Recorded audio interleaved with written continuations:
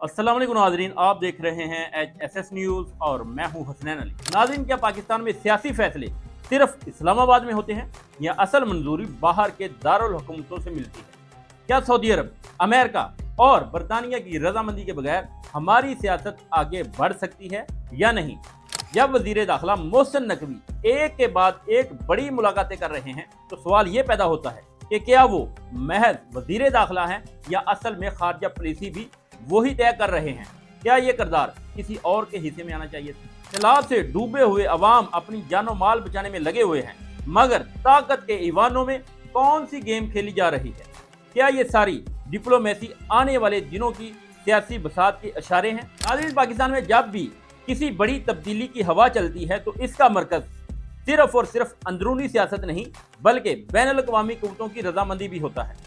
Saudi अरब, America और बरतानिया वो बड़े खिलाड़ी हैं जो हमेशा हमारे सियासी मंजरनामे में कहीं ना कहीं नुमाया दिखाई देते हैं। चीन भी हमारा करीबी दोस्त है, मगर चीन की जो पॉलिसी है बिल्कुल वाज़ेह है, वो पाकिस्तान के अंदरूनी मामलात में बराह रास्त मुदाखलत नहीं करता। लेकिन सऊदी अरब और अमेरिका जैसे ममालिक की सूरत हाल मुख्तलिफ है और यही वो पहलू है जो आज के हालात को समझने के लिए सबसे अहम है।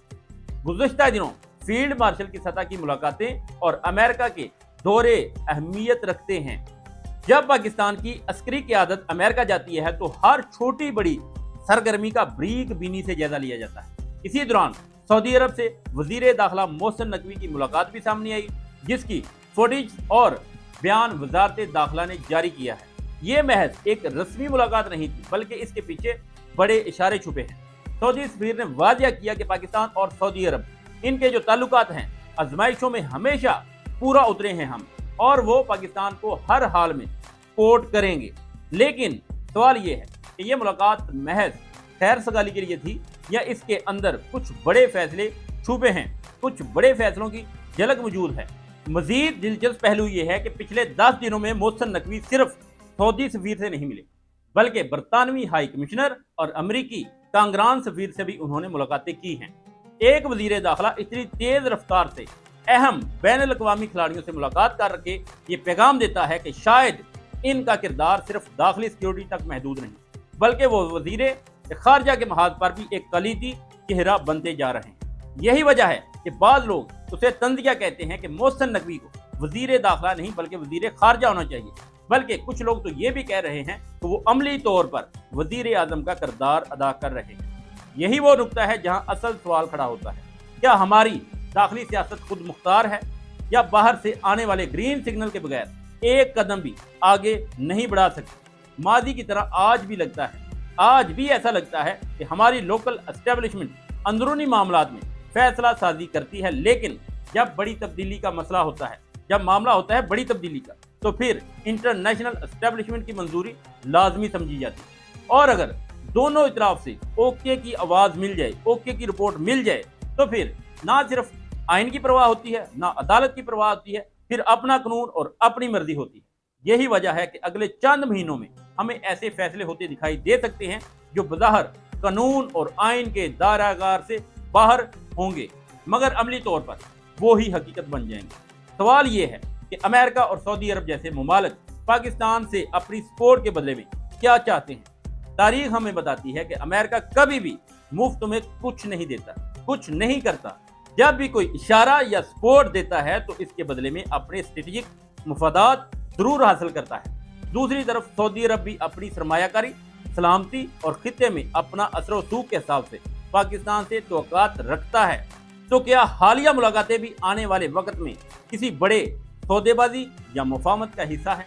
इसी दौरान जब हुकूमत के नुमाइंदे शंघाई तावन तंजीम के इजलास में शिरकत के लिए चीन जा रहे हैं, मुल्क अंदरूनी तौर पर सैलाब जैसे बहरान से दोचार है, लोग अपनी जमा पूंजी और जिंदगियां बचाने में लगे हुए हैं, कोशिश कर रहे हैं कि किसी तरीके से उनकी जान बच सके, लेकिन ताकत के ऐवानों में कुछ और ही खेल जारी है।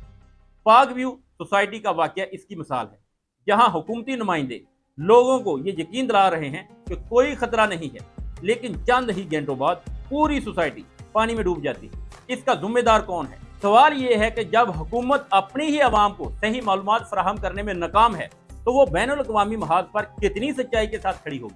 यहाँ एक और पहलू गौर तलब है।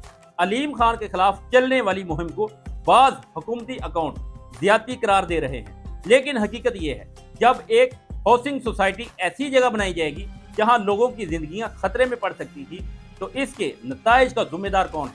हुकूमत, अलीम खान या वो इदारे जिन्होंने इस चीज की इजाजत दी है? इससे जाहिर होता है कि हमारी रियासती तरजीहात अवाम के मसाइल नहीं बल्कि सियासी गठजोड़ है। मुख्तसर ये कि पाकिस्तान के अंदरूनी फैसलों पर बाहर की कुव्वतों के असरात नए नहीं हैं, मगर मौजूदा सूरत हाल एक बार फिर ये सवाल पैदा करती है कि हमारी हुकूमत और एस्टेब्लिशमेंट किसके इशारे पर चल रही है।